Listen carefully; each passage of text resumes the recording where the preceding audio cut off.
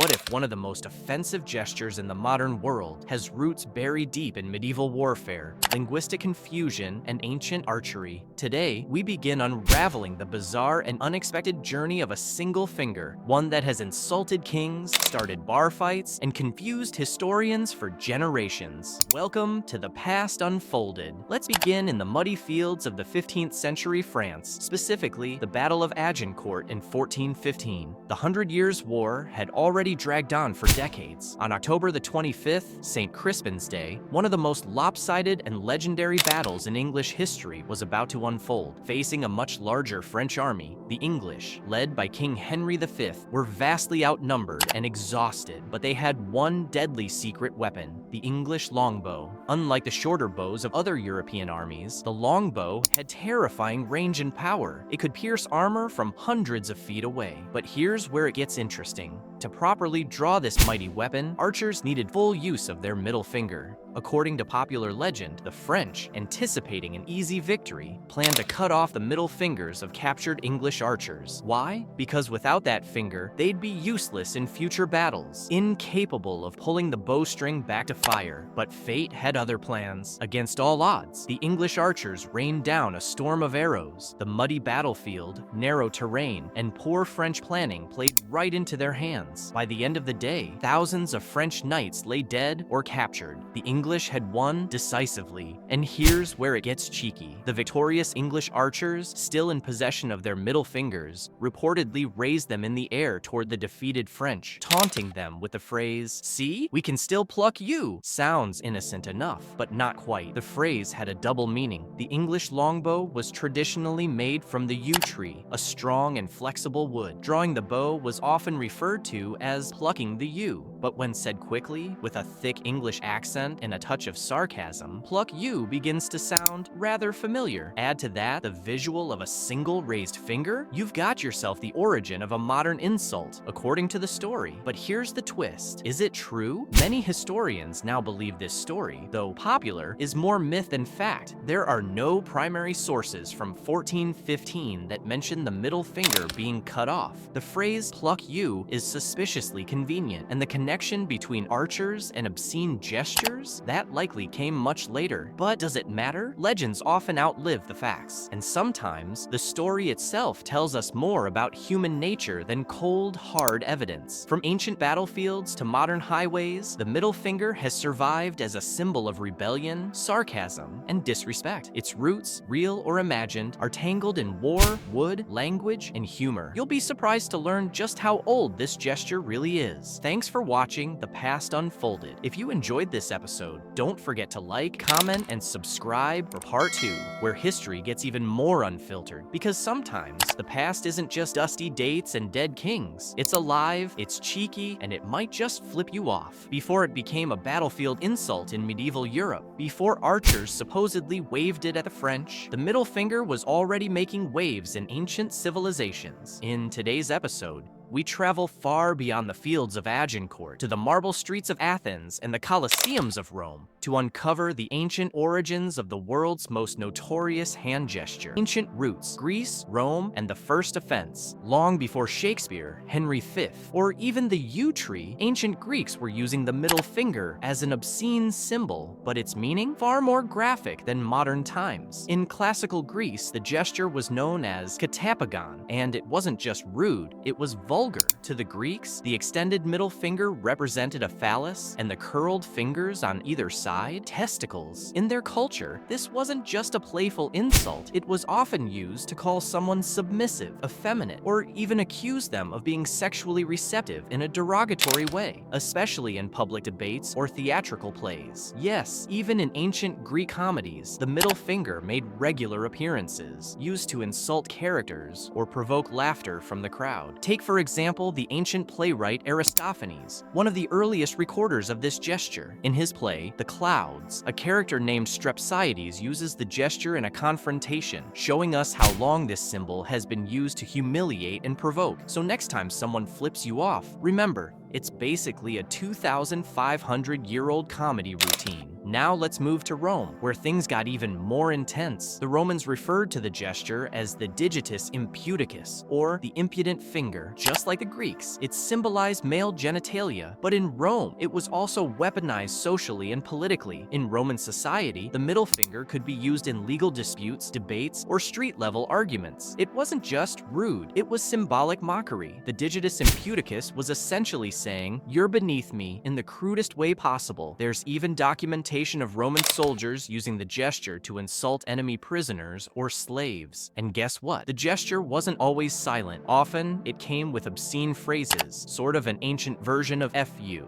What's fascinating is that while the middle finger evolved across cultures, the core idea remained unchanged. It was a physical act of defiance, dominance, and rebellion. In Japan, insulting gestures tend to focus more on facial expressions. In India, a common insult involves biting the thumb. In Italy and Greece, the muzza, open palm toward the face, is a brutal slap in gesture form. Yet, the middle finger somehow transcended continents. Why is this one gesture so powerful, so simple, yet instantly understood? Maybe it's because gestures came before language. Before we could curse with words, we cursed with our hands. And the middle finger, it became the perfect expression of primal frustration. Over the centuries, cultures changed, empires fell, and yet the symbol remained. The Greeks gave it meaning. The Romans gave it a name. And later civilizations, they gave it attitude. We'll look at how the church, nobility, and even artists of the Renaissance tried to ban the bird, but couldn't stop what had already taken root centuries earlier.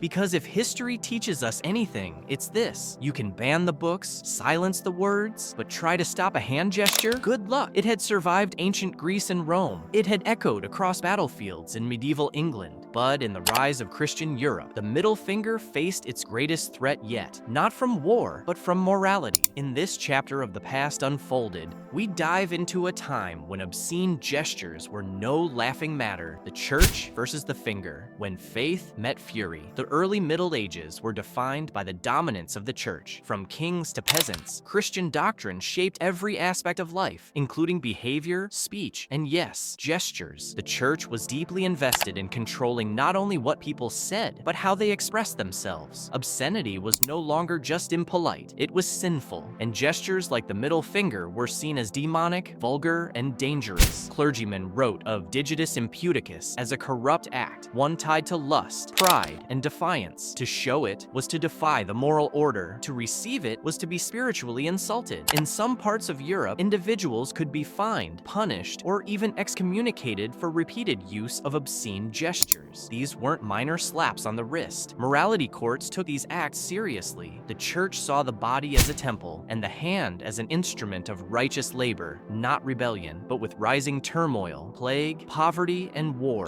many people grew disillusioned. When the Black Death swept across Europe in the 14th century, killing millions, it shattered the belief in divine protection, and with fear came frustration. The middle finger returned, not just as a vulgar joke, but a silent form of protest, a non-verbal rebellion. In crowded streets and shadowed corners, people began expressing their anger not with words, but with defiant hands. Of course, they couldn't shout back, they couldn't write or preach, but they could raise one finger and let it speak volumes. As Europe entered the Renaissance, ideas about censorship and expression began to change. Art flourished, science bloomed, and human emotion was finally allowed a voice again, at least for the elite. Hidden in the brushstrokes of many paintings, sculptures, and plays were subtle acts of defiance. Some art historians suggest that even in high art, vulgar hand gestures made secret appearances. Some researchers believe Michelangelo included a hidden middle finger in the Sistine Chapel's Last Judgment, a possible insult to a cardinal who criticized his work. Whether true or not, it shows that the middle finger never truly died, it just hid in plain sight. By the 15th century, Gutenberg's invention of the printing press allowed ideas, including crude jokes, to spread like wildfire. Satirical pamphlets and underground literature mocked authority using visual humor, including hand gestures. While the church still condemned obscene behavior, the people were no longer as compliant. The finger, raised in silence, violence became a tool for satire. Fast forward 600 years, and we still see echoes of this. In today's digital age, certain platforms ban obscene gestures in emojis, photos, and live videos. The morality police may look different, but the fight remains the same. Control the gesture, control the expression. The middle finger has been a phallus in Greece, a curse in Rome, a protest in the church's shadow, and a joke in the hands of artists. It has survived empires, religions, and censors. Because some gestures are bigger than history, the middle finger had survived centuries of censorship,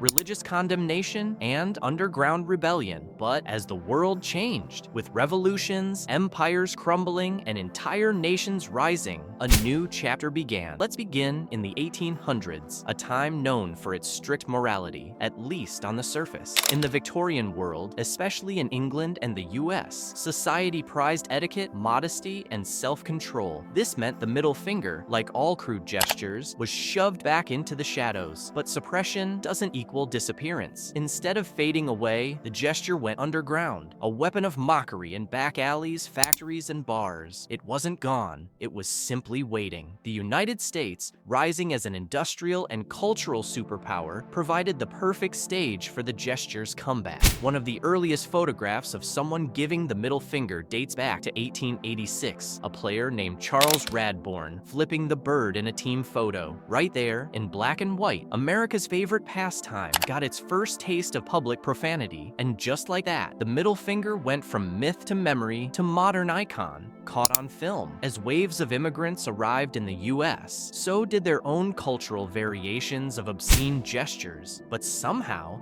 the raised middle finger became a shared language, used by the oppressed to resist, by the angry to fight back, and by the bold to stand out. The middle finger said, "I'm not afraid of you, I reject your control, I won't play by your rules." But what truly launched the finger into global stardom? Hollywood, rock music, television. Suddenly, the finger wasn't just rebellion, it was cool. From Johnny Cash's legendary photo flipping the bird at the camera during a prison performance, to rock bands like the Rolling Stones and Metallica using it as part of their stage presence, to actors, comedians, and late-night hosts pushing boundaries live on air. The finger had arrived. Television networks tried to blur it. Censors tried to bleep it. Parents warned about it. But the more they tried to erase it, the more the gesture grew in power. Because now, it wasn't just rebellion, it was recognition. From hip-hop albums, to protest signs, to graffiti across urban walls, the finger became a symbol of freedom of speech, anti-establishment thinking, raw human emotion. Even politicians couldn't escape it. Caught on camera, off stage, or mid-protest, world leaders and lawmakers occasionally found themselves flipping or being flipped off. Sometimes it was deliberate, other times accidental, always viral. And with the rise of social media, the gesture became more global than ever. Memes, GIFs, stickers, emojis, one finger, billions of screens, endless interpretations. From New York to New Delhi, London to Lagos, the middle finger may differ in cultural tone, but its message? Unmistakable. In some countries, it's illegal. In others, it's normalized. But everywhere, it provokes. From ancient phallic insult to battlefield taunt to symbol of street rebellion, the middle finger is more than just a rude gesture. It's a mirror. It reflects power, anger, resistance, and often humor. Where we ask, can a gesture survive in a world ruled by algorithms? We've followed the middle finger across centuries of war, religion, rebellion, and fame. But now,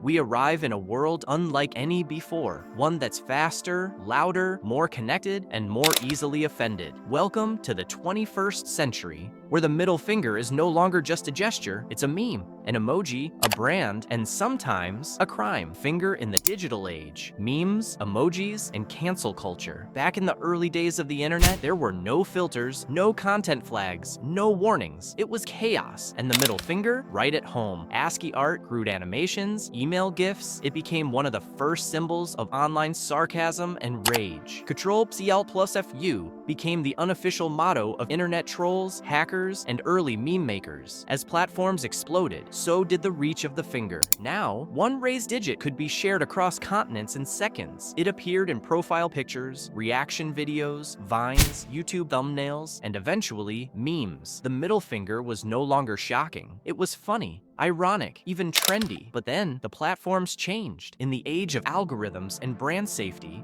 platforms like Facebook, Instagram, and TikTok began cracking down on inappropriate content, and the middle finger was flagged. Again, blurred, shadow banned, auto-removed. So how do people rebel when rebellion is filtered? They evolve. In 2015, after years of unofficial hacks and online demand, the middle finger emoji was officially added to Unicode, a little yellow hand with a very loud message. It became a digital shortcut for, "I'm done, don't care, try me." But while it gave users a new way to express themselves, it also sparked new controversy. Some apps censored it, some workplaces banned it, and some countries still criminalize it. In Germany, flipping the bird at someone can lead to a fine. In the UAE, it's punishable by jail time, even online.